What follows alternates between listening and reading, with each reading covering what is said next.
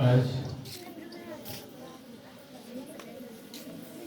हिंदी सप्ताह तथा हिंदी दिन समारोह के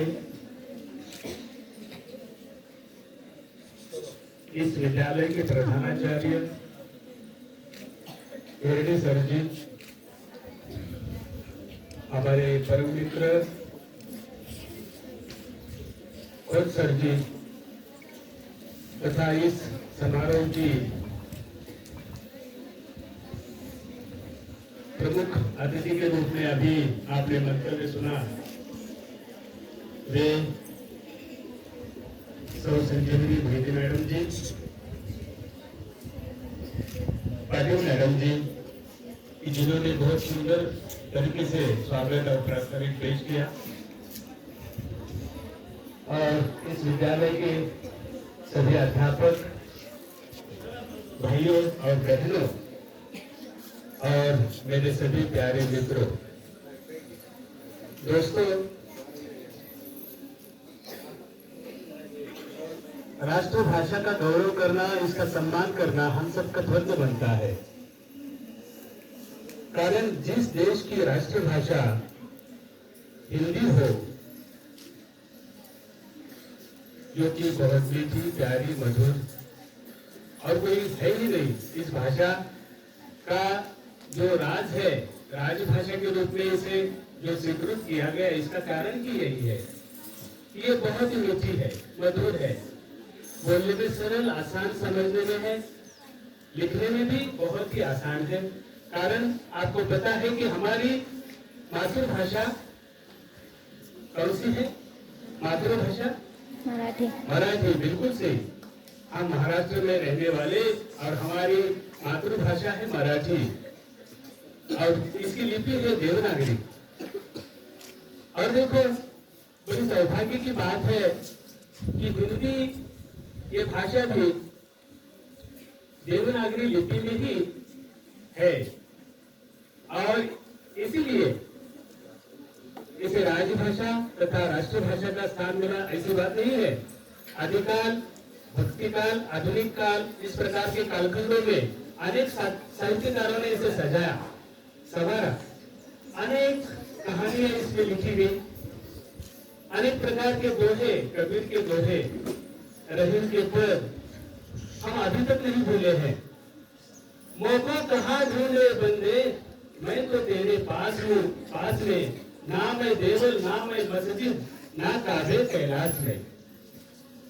देखिए, समाज का प्रबोधन करने का काम इस हिंदी ने आदि कालों से किया है। साहित्य समाज का दर्पण कहलाता है।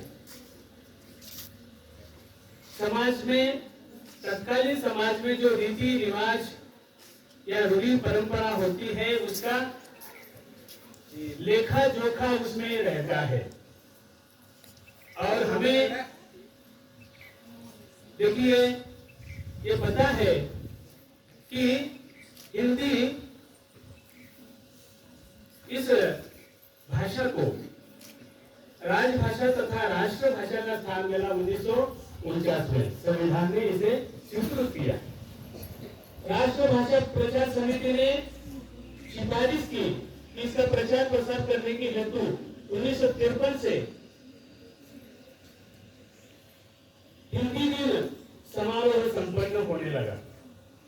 देखिए, अभी अभी मैडम जी ने आपको बताया कि डरने की कोई बात नहीं है, ये विश्व स्तर पर पहुंच चुकी है। अभी तक अंग्रेजों को यहाँ से हमने निकाल दिया है, लेकिन अंग्रेजी भाषा के गुलाम दक्षिणोत्तर जो प्रांत है अभी तक बन चुके हैं। दक्षिण में जो प्रांत है ना, वे अभी तक अंग्रेजी भाषा को मैं सीखना गलत नहीं मानता। विश्व स्तर पर इसका महत्व है ही। राष्ट्र भाषा को भी हमें अपनाना चाहिए, मातृभाषा को भी हमें अपनाना चाहिए। जब स्वामी विवेकानंद जी गए थे शिकागो में, तब उन्होंने वहां के श्रोताओं को उद्बोधित किया था, मेरे भाइयों और बहनों, और सभी का मन जीत लिया था। ऐसी ये मधुर भाषा जो हम सबको जोड़े हुए हैं। हर एक प्रांत की अलग अलग भाषा होती है, आपको पता है। जैसे कि हमारे महाराष्ट्र की मराठी, कर्नाटक की कन्नड़, है कि नहीं? तो जब हम शिक्षा के लिए या रोजगार के लिए या व्यवसाय करने के लिए जब हम दूसरे प्रांत में चले जाते हैं तो मराठी से काम नहीं चलता, वहां काम आती है हमारी हिंदी।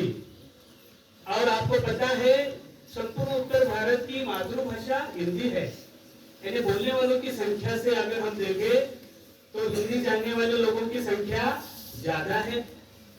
इसमें लिखा गया साहित्य प्रचुर मात्रा में दिखाई देता है, साहित्य संपदा भरपूर है, इसमें कहानियां है, दोहे हैं, पद है।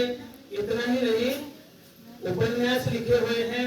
उपन्यासकार, उपन्यास सम्राट मुंशी प्रेमचंद, हरिवंश राय बच्चन जी की अनेक प्रकार की कविताएं हमें आज भी प्रेरणा देती है। आपको पता है, तू न थकेगा कभी, तू न मुड़ेगा कभी, तू न थकेगा कभी, तू न मुड़ेगा कभी, कर शपथ, कर शपथ, कर शपथ, अग्निपथ, अग्निपथ, अग्निपथ।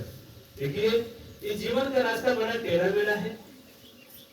जीवन में सुख दुख रहता ही है, चाहे राजा हो या नहीं, गरीब हो या अमीर, हर एक के जीवन में सुख दुख आते जाते रहते हैं। और इसलिए कहा जाता है ना, सुख दुख के मधुर मिलन से ये जीवन हो परिपूर्ण। परिपूर्ण जीवन तभी बनता है कि जीवन में सुख भी होना चाहिए, मनुष्य के जीवन में सुख भी आना चाहिए और दुखों का सामना भी करने की हिम्मत हमें होनी चाहिए। ये मनुष्य बड़ा डरपोक है, आपको पता है। उसे चाहिए केवल सुख ही सुख जीवन में, दुख बिल्कुल नहीं चाहिए। देखिए, दुखों से डरता है, मुसीबतों से टकराता है। तो देखिए, मुसीबतें चाहे कितनी भी क्यों ना आए, हमें कर्तव्य पथ पर आगे बढ़ते रहना चाहिए, अपना काम करते रहना चाहिए। कहते हैं ना, केल्याने होता है रे, आधी केलेची पाहिजे। जो करता है वो आगे बढ़ता है।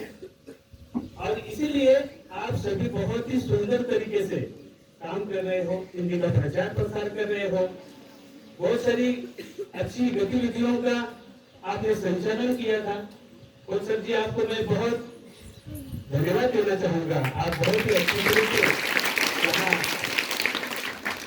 हिंदी का माहौल बना रहे हो।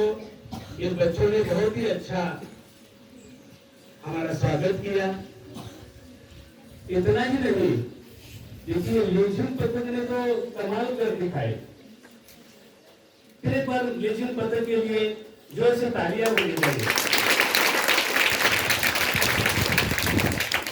कहते हैं ना, लहरों से डरकर नौका पार नहीं हुआ करती, लहरों से डरकर नौका पार नहीं होती, कोशिश करने वालों की कभी हार नहीं होती। तो कोशिश करते रहना चाहिए, हमें प्रयत्न करना चाहिए, चाहे अभ्यास हो चाहे खेल में भी हम अपना हुनर दिखा सकते हैं। हर एक के अंदर, मैडम जी ने एक सकारात्मक कहानी सुनाई आपको। सकारात्मक सोच रखनी चाहिए मनुष्य को। हम कभी भी अपने को कम न समझे। देखिए, हर एक के अंदर कुछ ना कुछ खूबियां होती है और कमियां भी होती है। जो खूबियां हैं, जब उसका विकास होगा तो वो व्यक्ति, वो इंसान सफल हो जाता है जीवन में। और इसलिए हमें अपनी खूबियों को जानना चाहिए, परखना चाहिए और उसके अनुसार हम कार्य करते रहे। देखिए, यहाँ छात्रों ने भाषण भी किया, कितना सुंदर भाषण था, कितने लगन से वो तैयारी की होगी। देखिए, हर एक को लगना चाहिए कि मुझे भी कुछ आ जाता है, मैं भी कर सकता हूँ। खास करके मैं लड़कों से गुजारिश करूंगा, देखिए मुझे बहुत ही कहने में दिक्कत हो रही है, क्या कहे। इतने सारे छात्र हैं, लगभग 50% है, लड़कियां 50% और लड़के 50% है। और हिस्सा लीजिए। देखिए ये अच्छी बात नहीं है। मैं आपको टोक नहीं रहा हूं, आपको समझाने की कोशिश कर रहा हूं। आप डरो मत। कहते हैं ना, जो डर गया मरना है, हमें नहीं मरना है, हमें जीना है। और जीना है तो ये भी क्या जीना है इस प्रकार, ये जीना नहीं है। तो आगे आकर आप सभी भाषण करने वाले छात्र हो, ऐसे में धागा नहीं रखता हूँ, ऐसा मुझे नहीं लगता। देखिए हर एक के अंदर, मैंने कहा ना, हर एक के अंदर कुछ ना कुछ खूबियां हैं। कोई अच्छा बोलता है, कोई अच्छा वक्ता बन सकता है, कोई अच्छा चित्र तैयार करता है, कोई चित्रकार बनेगा आगे चलकर, कोई खिलाड़ी है। आपने सचिन तेंदुलकर जी आपको पता है, जिन्होंने नए नए कीर्तिमान स्थापित किए, है ना पता? सचिन तेंदुलकर अपने बल्ले से काम किया उन्होंने बहुत बड़ा। देखिए उनका मन अभ्यास में नहीं लगता था, ज्यादा उन्होंने पढ़ाई नहीं की, शायद वे कक्षा 10वीं में फेल हो गए थे। देखो, लेकिन उन्होंने कीर्तिमान स्थापित कर दिया। आज भी लोग उनको देखने के लिए लालायित हो जाते हैं। आज भी उनका बल्ला काम करने लगा है, लगता है। अब लगभग शायद 10-12 साल हुए होंगे वे रिटायर हो गए। फिर भी देखिए नाम रोशन कर दिया उन्होंने। इसी प्रकार आप में से कोई अच्छा खिलाड़ी बन सकता है, अच्छा चित्रकार बन सकता है, भाषण करने वाला अच्छा वक्ता बन सकता है। तो हम सभी अध्यापक यही करते हैं, जिसे आता है उसे सामने लाने का प्रयत्न करते हैं और वे अच्छी तरह से अपना योगदान देते हैं, अच्छा गाते हैं। बहुत अच्छा यहाँ स्वागत गीत पेश किया गया, ईश स्तवन यहाँ पेश किया गया। तो इसी प्रकार आप बहुत ही अच्छा काम कर रहे हो और हिंदी का प्रचार प्रसार कर रहे हो। आप देखते हो आकाशवाणी दूरदर्शन के माध्यम से बहुत जोरों से इसका प्रचार प्रसार हो रहा है। ये हमारी हिंदी ही राजभाषा, राष्ट्रीय भाषा बनने का कारण क्या है, आपको मैं बताना चाहूंगा कि ये राजभाषा, राष्ट्रभाषा का स्थान प्राप्त कर गई। कारण था, सबसे पहले इस हिंदी को हमारे पूज्य बापू जी ने अपनाया। पूज्य बापू जी आपको पता है, महात्मा गांधी जी ने इसे पहले अपनाया, इसका स्वीकार किया। अंग्रेजों के प्रति आंदोलन करने के लिए, लोगों को इकट्ठा करने के लिए एकमात्र उस समय भाषा काम आ सकती वो है हिंदी। ज्यादातर लोग हिंदी जानते थे, समझते थे और इसीलिए बापूजी का कहना था कि राष्ट्रभाषा के बिना राष्ट्र दूंगा है, राष्ट्रभाषा होना जरूरी है। और इसलिए उन्होंने इसे अपनाया और उन्होंने देखिए इस भाषा ने हमें अनेक नारे दिए हैं। महात्मा गांधी जी का नारा था, चले जाओ चले जाओ। 1942 में स्वतंत्रता आंदोलन में नारा लगाया गया, महात्मा गांधी जी ने नारा लगाया था और ये नारा हिंदी का ही था, चले जाओ। देखिए इतना ही नहीं, आपको पता है मेरी झांसी नहीं दूंगी, किसका नारा? बहुत खूब, रानी लक्ष्मीबाई का नारा। उस समय हम आजाद हो जाते, लेकिन हमें भी कुछ ऐसे थे विद्रोह करने वाले, राजद्रोही, देशद्रोही थे, और इसलिए उस समय हम आजाद नहीं हो पाए। लगभग हमारे देश पर 150 साल तक अंग्रेजों ने, इन गोरों ने राज्य किया, समझते हो ना। और नेताजी सुभाष चंद्र बोस जी का नारा आप अभी तक नहीं भूले होंगे, तुम मुझे खून दो मैं तुम्हें आजादी दूंगा, इनकलाब जिंदाबाद, भारत माता की जय। तो ये सभी नारे हमें हिंदी ने दिए, इसे कभी हमें भूलना नहीं चाहिए। और हम भूलते भी नहीं है, फिल्मी डायलॉग भी नहीं भूलते। इतना ही नहीं, बहुत सारे हिंदी गीत भी है, उन्हें भी हम भूल नहीं पाते। इतने सुंदर सुंदर गीत हिंदी ने हमें दिए हैं। ऐसी है हिंदी कि जिसका मान सम्मान करना हम सबका फर्ज बनता है। हिंदी ने बहुत सारे गीत दिए हैं, बहुत सारे आपने कविताएं पढ़ी है। इसमें से कक्षा 9वीं के लिए मैं एक कविता आपको सुनाने वाला हूं।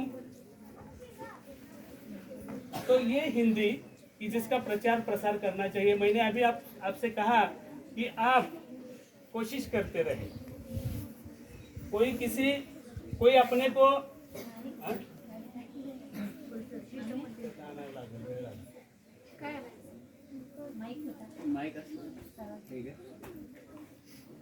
आमच्या ना चालत ना चालत एक मिनिट बॅग होते, बॅग थोडी आणता का तिथले आहे बॅग